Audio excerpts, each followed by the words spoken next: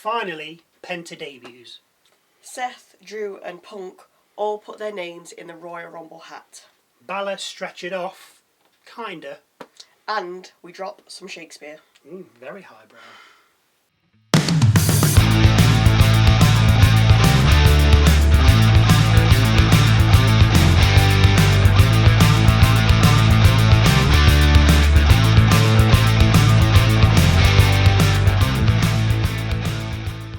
Hello, welcome to Wrestle MSX. I'm Michael. I'm Sally. And after recapping last Monday, we begin with CM Punk. He acknowledges the 5 fighters that have come to the aid of California from Canada, Mexico and surrounding areas, before saying Seth Rollins is no longer on his plate.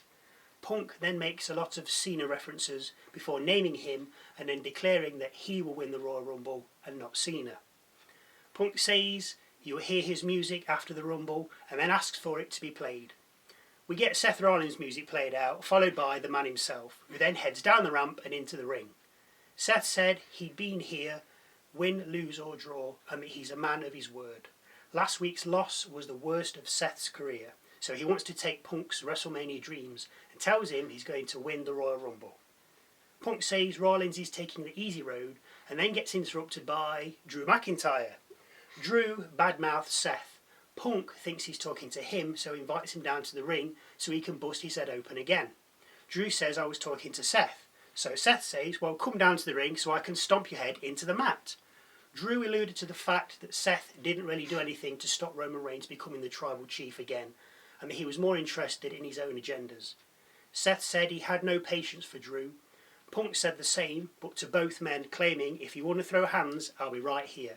Seth said the same, saying he's ready to go. Drew asked the crowd if they want Punk, Rollins and McIntyre as he walked towards the ring, before saying, no. Why would I ever do that? What a tease you are, Drew.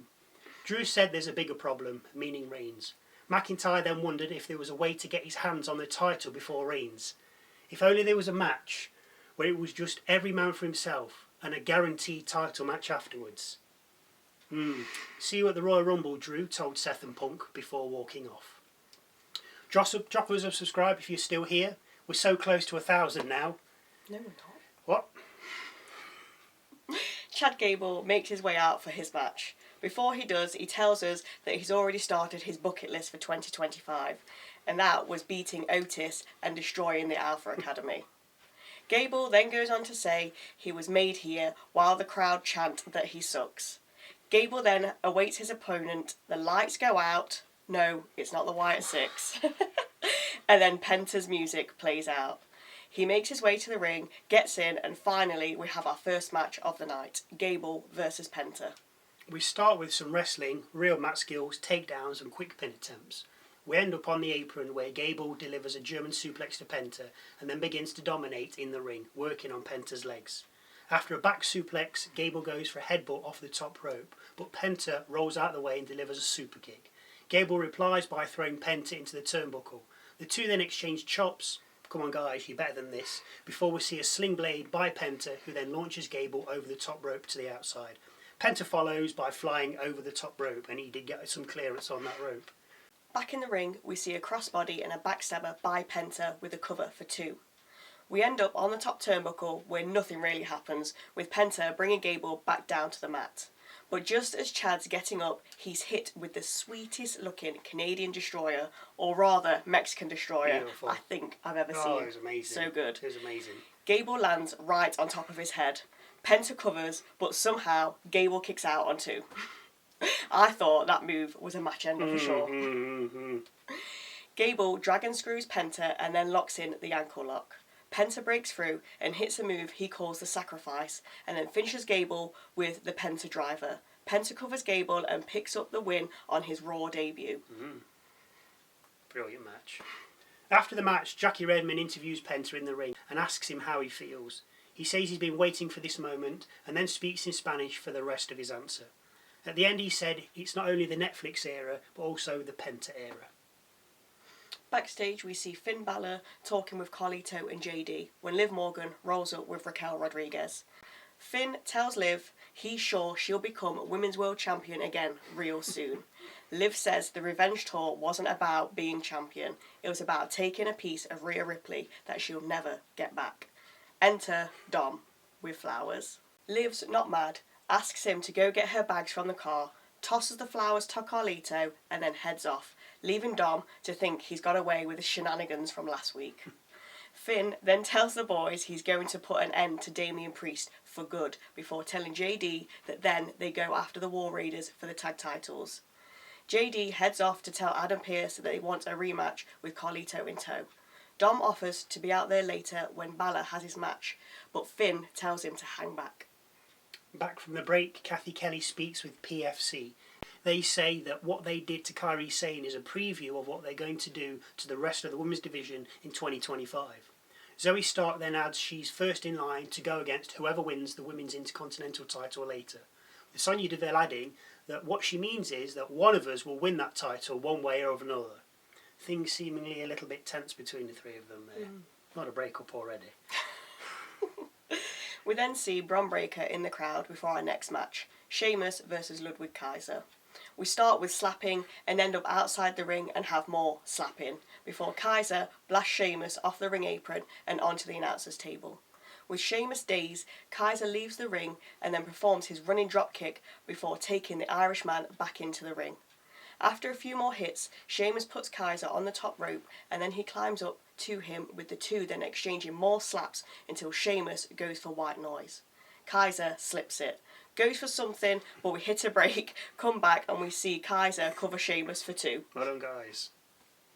We go back to kicking and slapping, then finally see the beats of the Bahrain. Sheamus has softened Kaiser up enough to hit white noise from the middle rope. The resulting cover only gets him a 2 count though. Kaiser crawls to the side of the ring, grabs the shillelagh from ringside and lines up to hit Sheamus, but Sheamus catches him with a running knee and covers for 2. A missed brogue kick by Sheamus brings us back to slapping, with Kaiser then getting a 2 count off a rolling senton. Kaiser misses a kick, Sheamus connects with a brogue kick, and we can finally put this match out of its misery as Sheamus covers for the win. After the match, Sheamus confronts Bron Breakker, but after a push, the ref manages to keep the two apart. Good, we don't know more slapping. Backstage, Kathy Kelly catches up with Seth Rollins and confirms he has a match next week against Drew McIntyre. As Seth walks off, he comes across Sami Zayn. Zayn says that he's there for Seth if he wants to talk. Seth scoffs, saying it was a tough week last week, but not for you, Sami. Your boy, Roman Reigns, got the Ula Fala back and became the tribal chief again, thanks to you. Just like you helped him at War Games. What are you going to do next? Help him win the Royal Rumble and then help him beat Cody at WrestleMania? You're going to keep on helping Roman Reigns, or you're going to help yourself? Now, watching this, I've got an inkling that Sammy's going to dump Reigns out the Rumble, now that that's been said. Yeah. Because I mean, the anything camera... can happen in a Well, yeah, I Rumble. mean, but the camera lingered on Zayn after Seth said that, and it was as if to be like, nah, I think he's going to throw him out. But tell us what you think in the comments. Jackie Redmond at ringside with JD and Carlito, and she asks them about the tension between Liv Morgan and Finn Balor. JD says she's trying to stir up drama, with Jackie then asking if Dom is in the doghouse. JD responds by saying Liv and Dom are just a couple of young lovebirds trying to get by. Carlito wraps up the interview by saying that the Judgment Day are the most powerful faction in the WWE. Must be. No, I'm not sure what they were trying to get from this. I think it was they were trying to get some heat on Judgment Day. Yeah. But the fans weren't really buying into it. It was just... Carlito kept saying, oh, yeah, I can't hear you. Assuming there was a lot of crowd noise, but nobody was doing anything. I don't think anybody cared. Now, if they'd have mentioned Hogan, they may have got some heat. Next, we see The Miz standing outside of Adam Pearce's office when Karrion Kross comes out. Kross says the Wyatt Six have been moved to SmackDown. What is going on with that? Just forget that. Just dump them now. Oh, they're messing about with them so much. Amazing start. 10 out of 10. Yeah. Who are these guys? Brilliant. Now, they're just like, oh, we're just going to shift them to SmackDown. Not bothered now. Forget the feud with the Final Testament. Yeah. Nice save. Well, we'll just shift them onto SmackDown. They made a mess of it with American Made. Yeah. Gable didn't get away. Gable's still not there. He's like still the same guy, which has got to be really. And now they just moved to... Oh, it's a joke. An absolute joke. I don't think they know what to do with them. No. To be honest with they you. don't. No. when Sami Zayn appears and asks if Pierce is in his office. Cross says he is, but then stops Zayn, saying he found his conversation with Seth very interesting. He said that the bloodline gave them a common cause unifying them all. But ultimately, you're all vying for the same thing, a world title. Cross can see the whole friendship falling apart. Miz then interjects, saying they don't need to worry about Sami. Sami retorting with the same barb. Zayn then heads into Pierce's office looking for a match against Miz later. Ooh. Yay. We then see Obafemi, the NXT champion, in the crowd before Gunther heads out and addresses the crowd. Should have been on the debut episode last week, really. Yeah. But still, I mean, he's a champion. Why are you not... And on Raw as well. Why not having your Raw champion out? Anyway, he was impressed with the show, but the in-ring action was less impressive. He's not bothered about who's the head of the table or who's the best in the world. The only prize worth fighting for is the World Heavyweight Championship. Jey Uso's music then hits with the Yeetmeister heading out and getting in the ring. Jey says that Drew's behind him, not literally, but as in dealt with. The Bloodline's also behind him, so now it's just him. Saturday night main event for the championship, he asks Gunther. Gunther says Jey's funny and entertaining, but only a talented tag team wrestler who's not on his level, telling him to stick to his yeet. Saturday night main event is fine with Gunther, but the choice is up to Jey. Gunther leaves the ring and heads to the back. Jey says he respects Gunther and was initially scared to go it alone, and then goes on to say he'll beat Gunther at Saturday night's main event. Now, I'd really like to see Jey win. Me too. I'm sure a lot of other people would, Yep. but unfortunately, you won't. No, I don't think You ain't dropping that title on a nondescript. Yeah, fair. We hear from Bayley next, just hanging out in the crowd, being interviewed by Kathy Kelly. Kelly asks her how she feels to be back. Naturally, she says it's great. Kelly then asks her about the upcoming Women's Intercontinental Championship and who she thinks will win. Bayley sits on the fence and says she's looking forward to them tearing it up. Come on, Bayley, give us Just a pick winner. one. Just pick someone. So, here we are then, the final of the Women's Intercontinental Championship tournament between Lyra Valkyria and Dakota Kai. The winner becoming the first Women's Intercontinental Champion. Lyra in full Raven outfit, so you know that this is serious. A rapid start sees moves traded before we head to the outside. Lyra then suplexes Kai off the apron and onto the floor outside. I mean, it looked amazing. Yeah. It was, Like she's so good.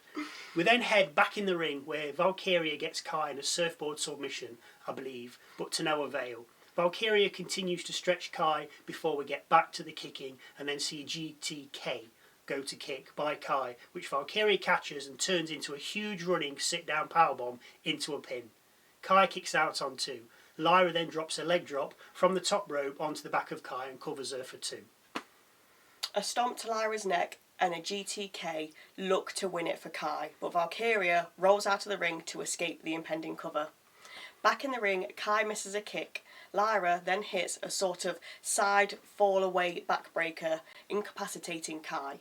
Valkyria then sets Dakota up for the Nightwing, hits it and covers Kai and becomes the new first inaugural Women's Intercontinental Champion. Well done, Lyra. Yeah, very well done. You are some wrestler, and from what I've seen, probably the best in the women's division. It's the moves she puts together and she does. They look good. It's on a different level to the other women. Yeah. I'm sorry.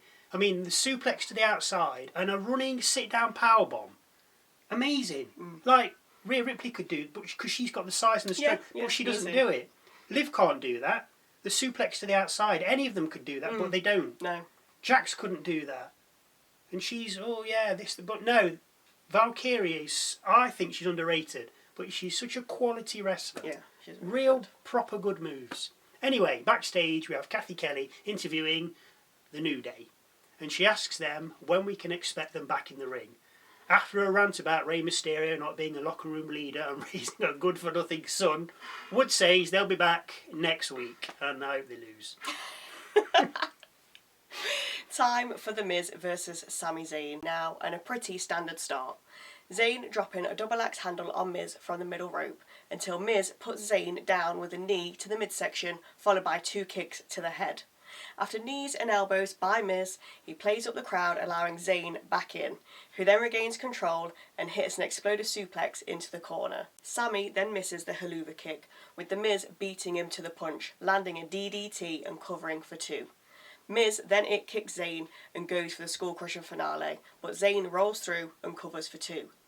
Miz then backs Zayn up into the corner and runs to the opposite corner to get up ahead of steam to return to Zayn and attack. Zayn, though, runs after Miz, and as Miz turns around, he gets hit with the heel of Sami's boot, eating a haluva kick. Sami blue thunderbombs Miz and covers him for the win. We have a vignette from Logan Paul next, who says he's going to become the face of this company. Please no, go back to your TikToking or whatever it is you do, but just no. Next, we hear that Sheamus will face Bron Breakker for the Intercontinental title at Saturday night's main event, as well as Jey Uso versus Gunther for his world title being made official for the same event. Sheamus one might change hands, but yeah, I can't see Gunther losing. Anyway, Rhea Ripley heads out to speak next, and she tells us that Mummy's on top and reminds us that she's the Women's World Champion. Nia Jax then heads out, says she's in the Royal Rumble, intimating she'll be coming for Rhea's belt, and then rags on Bayley. Bayley gets in the ring and calls Jax a big old dumb idiot. Jax pushes Bayley to the mat and steps up to Rhea. The two then exchange headbutts, with Jax coming out on top. Bayley comes back, dropping Jax to one knee, with Rhea then kicking Jax out the ring. We then learn of JBL being on Raw next week, as well as the New Day having a match, and Rollins versus McIntyre. Just before the last match, Jackie Redmond asks Rey Mysterio about Penta. Rey says he always envisions Penta being in the WWE, with Jackie then asking about New Day. Rey says Big E was the heart and soul of the New Day, and if he has to beat some respect into Woods and Kingston, he will do. Last match of the night, Finn Balor versus Damian Priest in a street fight. Priest arriving with a kendo stick. Balor's music plays and Priest looks up the rampway, readying himself, when he's attacked from behind by Finn with a kendo stick. Priest finally stops Balor and returns the favour, hitting Balor with the stick. We head out the ring next, with both using the announcer's table to their advantage, but Finn ends up being thrown over it. Priest pulls out a table from under the ring next, sets it up and does nothing with it as the two fight off into the crowd. Both competitors use a trash can before Priest directs the match back to ringside. Balor, though, steers them back into the crowd, up a flight of steps, and unfortunately for him, over a barrier and onto/through some ringside equipment as Priest pulled off a broken arrow, bringing both men crashing down. Loved this. Very impressive. Did look good, yeah. Both men now seemingly done for, with officials checking them over. We head to a break, come back, and we're in the same predicament, with Balor and Priest still down. Priest does manage to get up, while Finn has a neck brace placed on him and then placed onto a stretcher. Priest gets back in the ring, while Balor is pushed away. After what seems like an age, Balor is still in the arena, and Priest had enough. He leaves the ring, beats up Carlito and JD, who are with the stretcher, and then lays into Balor, who's all still on the stretcher. Nice. Priest pushes the stretcher down to the ring. It hits the apron, with Balor rolling off and into the ring. Very good. I did enjoy that, because it was just hits the ring and then just rolls in. Brilliant. Priest sets up for the South of Heaven, but Carlito gets in the ring and hits Priest with a backstabber. JD then joins them and moonsaults Priest, with Balor then landing a coup de grace. Balor goes for the cover with the help of JD, but Priest kicks out on 2. JD sets up another table outside the ring, but then who should run out? The War Raiders. The Raiders see off JD and Carlito, leaving Balor to sling blade Priest and then unload on him with a chair. Balor seats Priest, props a chair around his neck, and then sets off for a shotgun dropkick, I'd assume. Only Priest gets up, South of Heaven's Balor, and the chair still around his neck, and then covers Finn for 2. It's his new necklace. Nice, I like it. Back outside, Balor avoids a razor's edge, hits a sling blade, and then sets Priest up on the table, coup de grace him through it, off the apron. Balor then grabs Priest, but Priest drives Balor through the timekeeper's area and then razor's edged him through the table he set up earlier. Priest rolls Balor back into the ring, hits him with the South of Heaven, and then covers him for the 1, 2, 3. Priest wins with Raw fading to black as the former Judgment Day leader salutes the crowd. Great match. It's a shame it didn't go out onto the street. Yeah. But for me, it's a solid 9 out of 10. Still good. It was a fantastic match. With the stretcher and everything, yeah. Good. Oh, that was funny. But just going back to Penta versus Gable, great match. What I want to say about this is that you had wrestling, real wrestling, moves, grappling, fantastic. Did look really good. Then you get Sheamus versus Kaiser, and then couldn't be more of a contrast between the two bouts. Hit, slap, kick, hit, slap, kick, hit, slap, slap, kick. Wake me up when you're going to go for a move. I mean, the two matches were like night and day. I mean, we can't all like the same kind of stuff, I get that, and it's nice to have different styles, but you have the beauty of Gable Penta and then a slapping match. You know, open up that moveset, Sheamus and Ludwig. Make your matches a little bit more interesting. Although the act of slapping is action, to me, it's not wrestling action. Fair. Thoughts, comments, then please feel free to leave them in the section below. If you want to agree or disagree, fair enough. I'm sure we'll get back to you. But also, this other thing. During the Kaiser and Sheamus match, Michael Cole stated that Kaiser is fluent in 4 different languages. Fair. Pat McAfee then interjected saying German, English, but then stopped because he realised he didn't know the languages. So told Cole to do some research they can tell the people, as in us. Pat, you started to list the languages, my man, not Cole, so why don't you do your homework and then you wouldn't look quite so foolish. Well, maybe you would. Anyway, the emptiest vessels make the loudest sound. There's your Shakespeare. And with all that said, thank you for watching. And we'll see you Saturday for SmackDown.